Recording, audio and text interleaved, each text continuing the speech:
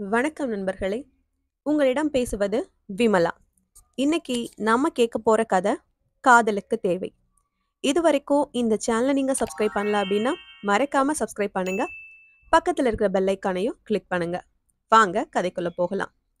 சித்ரா, என் கனவில் ஒளி வீசும் நினைவே, நினைவில் சிரிக்கும் கனவே, விழிகளுக்கு விருந்தாக விளங்கிய அழகே, உள்ளத்தில் சதா இனிக்கும் அமுதே, என் அன்பே, எழுதுவதை நிறுத்திவிட்டு நம்பிராஜன் எண்ணம் சென்ற போக்கில் லயித்தான். சித்ராவை பார்த்து 3 மாதங்கள் ஆகிவிட்டன. அவள் ஒரு தடவை கூட வந்து பார்க்கவில்லை. வருவாள், அவசியம் வருவாள் என்று எதிர்பார்த்து ஏமாறுவதில் என் மனம் இன்னும் அலுப்படையவில்லை. இனிமேல் அவள் இங்கே வராவிட்டாலும் பரவாயில்லை. நாளை நானே அவளை காண அவள் வீடு தேடி செல்ல முடியுமே. இந்த எண்ணம் அவன் உள்ளத்தில் உவகை கிளுகிளுப்பு உண்டாக்கியது. அவளை பார்த்தால் அவன் கைவிரல்கள் அவன் முன்னே கிடந்த நோட்டில் சில தாள்களை புரட்டின. அவன் எழுதி வைத்திருந்த வரிகள் இப்போதும் அவனுக்கு இனித்தன. அசைந்து வரும் அழகே, மயக்கம் போல் என் அகம் புகுந்துவிட்ட சுந்தரி, என் அருமை சித்ரா, உள்ளத்தில் உணர்ச்சி புயலை கிளப்பும் நீ தென்றலென வருகிறாய். அழகு மலர்த்தோட்டம் என விளங்கும் நீ அடியெடுத்து வருகையில் மலர்களிடையே சஞ்சரிக்கும் வண்ண பூச்சி போலும் காட்சி தருகிறாய். உன் மீது பதித்த கண்களை நீக்க முடிவதில்லை. முழு நிலவு போன்ற உன் எழில் முகத்தில் அரும்பும் புன்னகை தனி ஒரு புது நிலவாய் ஒளிர்கிறது. என் உள்ளத்தில் எண்ணற்ற அலைகள் பொங்கி எழச் செய்யும் முழுமதியே. சித்ராவின் தோற்றம் இவ்விதமான எண்ண கிளர்ச்சிகளை உண்டாக்கிவிடும்தான். அவள் தினம்தோறும் அவன் வாழ்வில் இனிமை சேர்த்த அன்பின் வடிவம். இந்த 3 மாதங்களாக அவளை காண முடியாதவாறு காலம் சரி செய்து விட்டது. கவிதைகளால் வர்ணித்து கற்பனையில் மிதக்க செய்து ஒரு பெண்ணை தன் காதலுக்கு அடிமையாக்கிக் கொள்வது மிக சுலபம். ஆனால் அக்காதல் வளர்ந்து தளர்ந்து வேரூன்றிக் கொள்ள தேவையானது பணம்தான். பணம் இன்றேல் காதல் காற்றில் பறக்கும் என்கிறார் இக்கதாசிரியர். நம்பிராஜன் நெடுமூச்சு உயிர்த்தான். கவி உள்ளம் படைத்தவன் அவன். முழு கவி ஆகிவிடவில்லை இன்னும். கவிஞன் ஆக வேண்டும் என்ற ஆசை அவனுக்கு இருந்தது. அவன் எண்ணங்களையும் கனவுகளையும் அவ்வப்போது இஷ்டம் போல் எழுதி வைக்க தவறியதில்லை.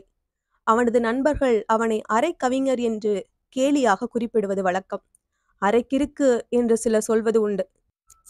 கவிஞர் என்றால் அவர் கவிதைகள் எழுதினாலும் எழுதாவிட்டாலும் அவருக்கு காதலி என்று ஒருத்தி அவசியம் இருக்க வேண்டும். அவளால் காதலிக்கப்படாவிட்டாலும் அவளை அவர் காதலித்து உணர்ச்சி வசப்பட்டு சதா கவிதை புலம்பல்களை கொட்டிக்கொண்டு இருக்க வேண்டியது அவசியம். இப்படி ஒரு நண்பர் சொன்னார். அவர் பரிகாசமாகத்தான் பேசினார். ஆனால் அதில் உண்மை இருக்கிறது. உலக மகா கவிகளின் வரலாறுகளும் இதை சுட்டி காட்டுகின்றன என்று நம்பிராஜனின் கவியுள்ளம் உறுதிப்படுத்தியது. காதல் உதயத்தின் பொன் ரேகைகள் எட்டி பார்க்கும் என்று என் விழி சாளரங்களை திறந்து வைத்துதான் நான் காத்து கிடந்த காலத்தின் அளவுதான் எவ்வளவு! செம்பட்டு உடுத்து செம்மலர் சூடி செவ்விய கன்னங்கள் தனி ஒளி காட்ட வந்த அழகு மகளே, உஷை நிகர்த்த பெண்ணே, உன் கண்ணின் சுழற்சி என்னை வெற்றி கொண்டது. உன் மாதுளை மொக்கு உதடுகளில் மலர்ந்த முறுவல், ஆகா நீதான் அவள். எவளுக்காக நான் காத்திருந்தேனோ அவளேதான் நீ எனும் சத்தியம் என்னுள் பொறிதெரிக்க வைத்தது. அவனால் காதலிக்கப்பட வேண்டிய பெண் அவன் முன்னால் வந்து தோன்றிய போது நம்பி எழுதி வைத்த வரிகள் இவை. அதை எத்தனை தடவைகள் அவன் படித்து படித்து சுவைத்து விட்டான்.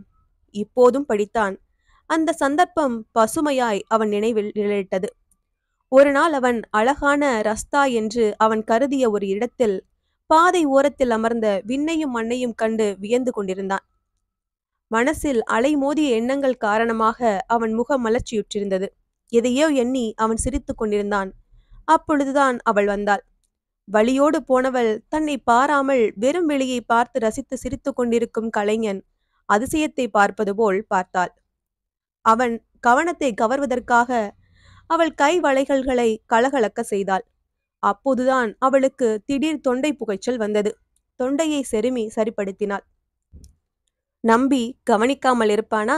பளிச்சிடும் தக்காளி பழ வர்ண ஆடையும் நாகரிக உருவமாய் மெதுநடை நடந்த யுவதியை கண்டவுடனேயே கவிதையாய் வந்த காதலி என்ற சொல் உதயமாயிற்று அவன் உள்ளத்திலே. காதலாய் வந்த கவிதையே கவிதையாய் அசையும் சுந்தரி என்றும் அவன் நோட்டில் குறித்து கொண்டான். அவனும் அவன் செயலும் அவளுக்கு விசித்திரமாகப்பட்டிருக்க வேண்டும். திரும்பி திரும்பி அவனை பார்த்து கொண்டே நடந்தாள். காந்தம் ஒளிருது சுழல் விழியில், சுந்தரம் சிரிக்குது உன் இதழ் கடையில் என்ற வரிகளும் அவனுக்கு உதயமாயின. ஆகா, இவள்தான் என் கவித்திறனை வளர்க்கக்கூடிய காவிய மகள் என்று அவன் முடிவு கட்டாது எவ்வாறு இருத்தல் கூடும்? எவனோ பைத்தியம். மறுநாள் அவள் அவ்வழியே வந்தாலும் வரலாம் என்ற எண்ணத்தோடு, வரவேண்டும் எனும் ஆசையோடு, அவசியம் வருவாள் என்ற நம்பிக்கையுடன் அவன் அதே இடத்தில் காத்திருந்தான். ஏமாறவில்லை. அவள் வந்தாள். மறுநாளும் அதற்கு மறுநாளும் தினந்தோறும். அந்நேரத்தில் அவ்வழியே தினசரி போயாக வேண்டிய வேலை அவளுக்கு உண்டு என்பதை புரிந்து கொண்ட நம்பிராஜன் நாள்தோறும் அங்கே வந்து காத்திருப்பதை தனது முக்கிய வேலையாக ஏற்றுக்கொண்டான். பார்வை பழக்கம் பேச்சு தொடர்புக்கும் சேர்ந்து நடந்து போகும் பழக்கத்துக்கும் வழி அமைத்து கொடுத்தது.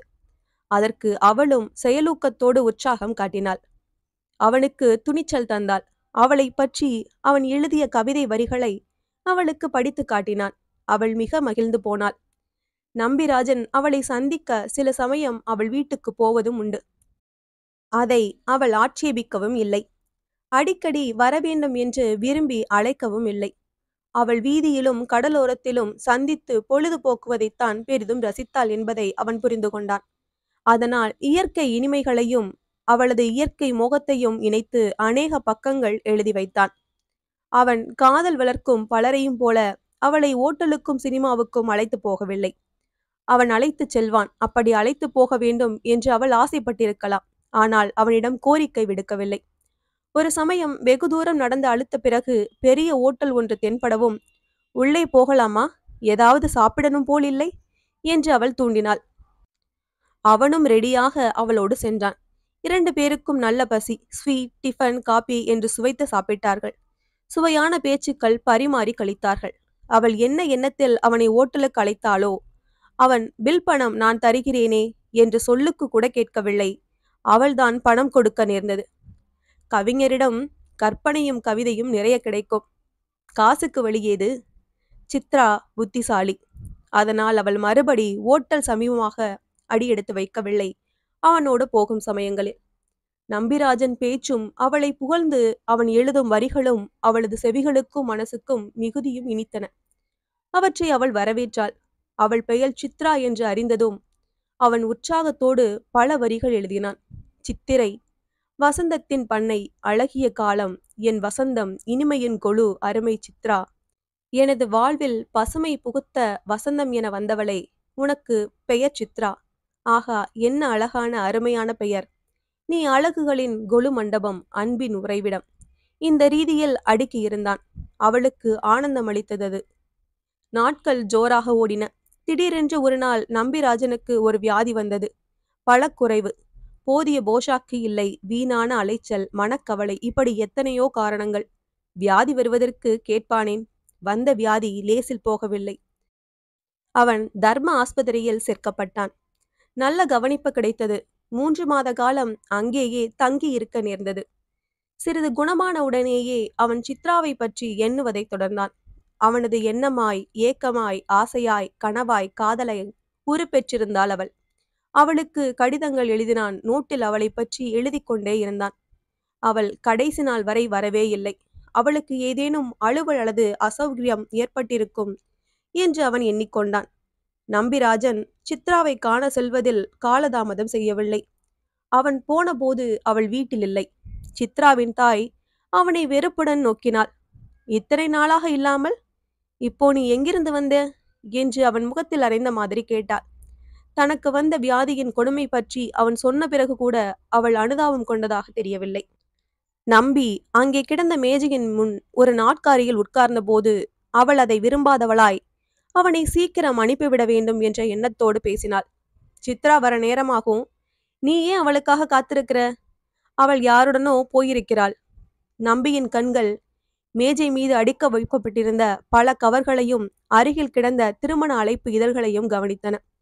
மேலோட்டமாக பார்த்ததிலேயே சித்ராவுக்கு தான் கல்யாணம் என்பது தெரிந்துவிட்டது. மணமகன் பெயர் ராமநாதன் என்றிருந்தது. நம்பிராஜனுக்கு அது ஒரு அதிர்ச்சியாகத்தான் அமைந்தது. எனினும் அவன் சித்ராவின் தாயாரிடம் எதுவும் பேச விரும்பவில்லை. அவன் உள்ளம் திடீரென வறண்டு விட்டது போல் தோன்றியது. தனது நோட்டில் எதையும் எழுதிவிட வேண்டும் என்ற எண்ணம் இனி அவனுக்கு என்றுமே எழாது என்று அவனுக்கு நிச்சயமாக தோன்றியது. கடைசியாக அவனுக்கு ஒளிவெட்டு போல் எண்ணம் பிறந்தது. அவன் தன்னோடு கொண்டு வந்திருந்த நோட்டில் முகப்பில் எழுதினான். என் வாழ்வில் சிறுநேர வசந்தமாக வந்து வறண்ட கோடையாகி விட்ட சித்ராவுக்கு அன்பு காணிக்கை, நம்பிராஜன். இதை எழுதியதும் அந்த நோட்டை மேஜை மீது கல்யாண அழைப்புகளோடு சேர்த்து வைத்துவிட்டு அவன் புறப்பட்டான். அவன் வெளியே வந்ததும் வீட்டின் முன் ஒரு ஸ்கூட்டர் வந்து நின்றது. மிடுக்காக உடை அணிந்திருந்த நவ யுவன் ஒருவன் ஓட்டி வந்த அதில் அவன் மீது சாய்ந்தபடி காட்சி அளித்தது சித்ராதான். அவள் அவன் பக்கம் பார்வையை திருப்பிய போதிலும் அவனை பாராதது போலவே நடந்து கொண்டாள். அவசியமில்லாமல் கலகலப்பு சிரிப்பு சிறிதறியவாறே கீழே குதித்தாள். அந்த வாலிபன் மீது சாய்ந்து ஒட்டிக்கொண்டே நடந்தாள். அவன்தான் மாப்பிள்ளை என்று தோன்றியது. அவள் மிகவும் சந்தோஷம் பெற்றவளாக காட்சியளித்தாள். அது நம்பிராஜன் இதயத்தில் வேதனை உணர்வை கிளறியது. அவளை கூப்பிடாமலே நகர்ந்து விடலாமா என்று எண்ணினான். அதற்கும் மனம் வரவில்லை. சித்ரா என்று கூவினான். சித்ரா திரும்பி பார்த்தால் அவனை அறியாதவள் போல் துணைவனோடு போனாள். சித்ரா, எனது அன்பு பரிசு மேஜை மீது இருக்கிறது என்று வேண்டுமென்றே உரக்க கத்தினான் அவன். மெதுவாக தன் வழியே நடக்கத் தொடங்கிய அவன் காதில் இந்த உரையாடல் தெளிவாக விழுந்தது. யாரது? அந்த வாலிபன் கேட்டான். இவனோ பைத்தியம், கவிதை எழுதுவதாகச் சொல்லி ஏதாவது உளறிக்கொண்டே இருப்பான் என்று அறிவித்தாள் சித்ரா. நம்பிராஜன் பெருமூச்செறிந்தான். கவிதையும் கற்பனையும் காதலை உண்டாக்கலாம். ஆனால் அது கொழுத்து வளர்ந்து இனிய பலனை தருவதற்கு பணமும் வேறு பல வசதிகளும் அவசியம் தேவை என்ற எண்ணம் அவனுள் அலையிட்டது. இந்த கதை உங்களுக்கு பிடிச்சிருந்ததுன்னா லைக் பண்ணுங்க, ஷேர் பண்ணுங்க, சேனலை மறக்காம சப்ஸ்கிரைப் பண்ணுங்க. அடுத்த கதையில சந்திக்கலாம்.